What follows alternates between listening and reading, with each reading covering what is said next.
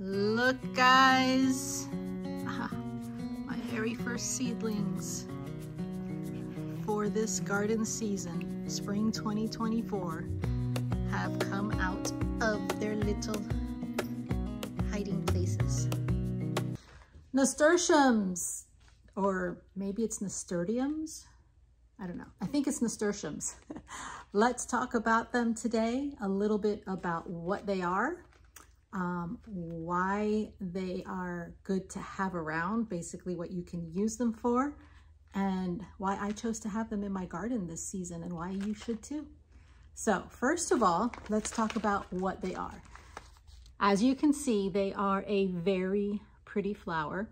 I got the Jewel Mix from M.I. Gardener, which M.I. Gardener, I really love their seeds so far. This is my first season using them. I just love the fact that all of their seeds are heirloom seeds, and great price. I got 50 seeds for only $2. So I thought it was a great deal.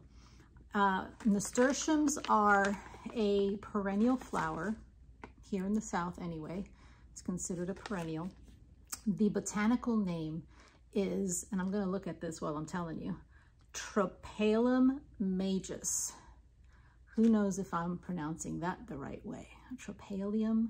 No, Trophaeum majus. Anyway, that's the botanical name if you want to make sure you have the right thing that I'm talking about. But basically,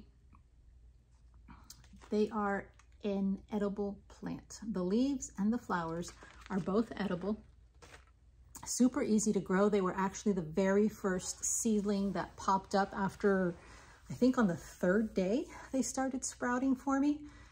I just put them on a heat mat, and I didn't actually have my lights on until I saw the first one pop up, and then I went ahead and turned the lights on. So most of them have sprouted. I am going to be planting more later on in the season, but very easy plant to grow. Like I mentioned, they are completely edible and very nutritious for you. They have a kind of a peppery, spicy flavor to them.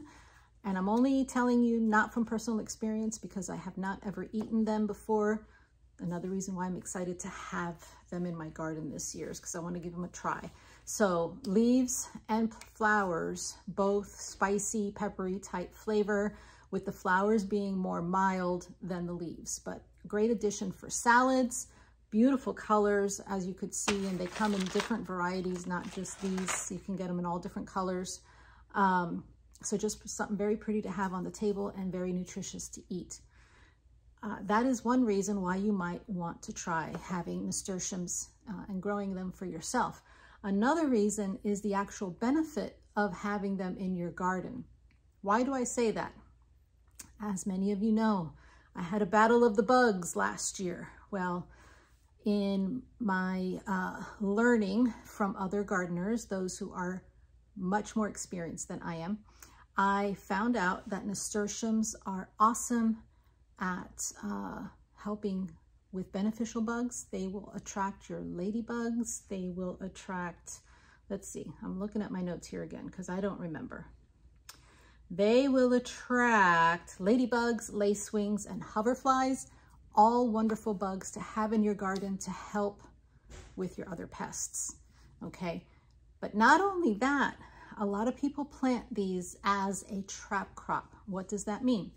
That means that bugs like aphids and squash bugs will prefer to eat your nasturtiums instead of your squashes and other plants that you tend to have problems with aphids with.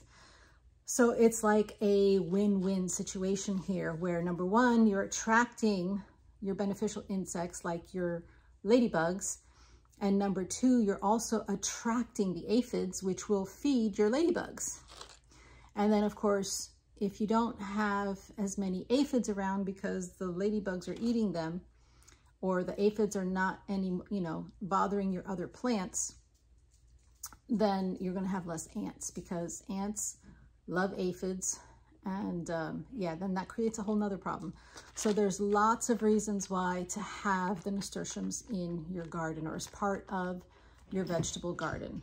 And another pest that for me personally is a plus that they may repel, not necessarily. I'm gonna really pay attention to this year, is mosquitoes. Because of their scent, apparently the mosquitoes don't like it. And the more mosquitoes I can keep away, the better, because the mosquitoes love me.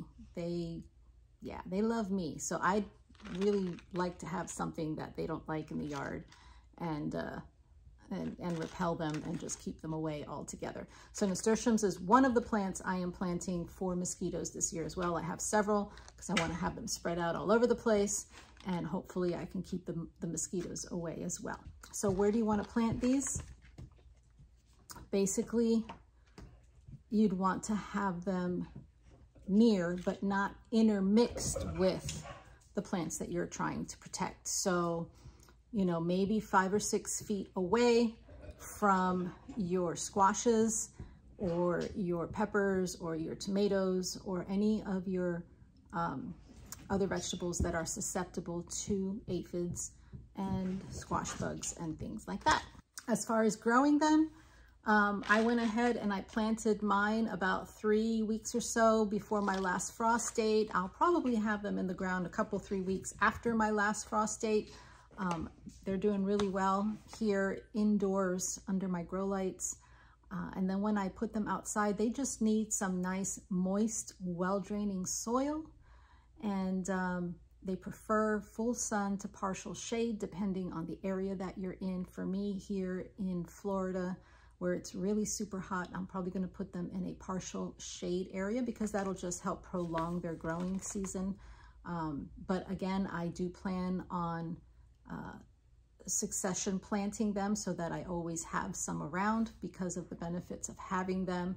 And I do also plan on collecting seeds from them so that I can have my own supply and be more successful at that succession planting and just having them all year round, except in the winter because the cold will kill them. But then we just start over again. And also because they're really good at self-seeding, they should actually pop back up on their own every year. So there's that. But I do want to collect seeds on my own just in case there's any issues with that here. I doubt there will be, but you know, you never know. So always good to have your own supply. So that's pretty much it on nasturtiums. Short, sweet, and easy, really. Stay tuned because I'm going to be talking a little bit more about some of these other plants as they begin to sprout as well. Let you know where I got them, why I got them, and until then, let's learn something new and grow a little too. See you next time.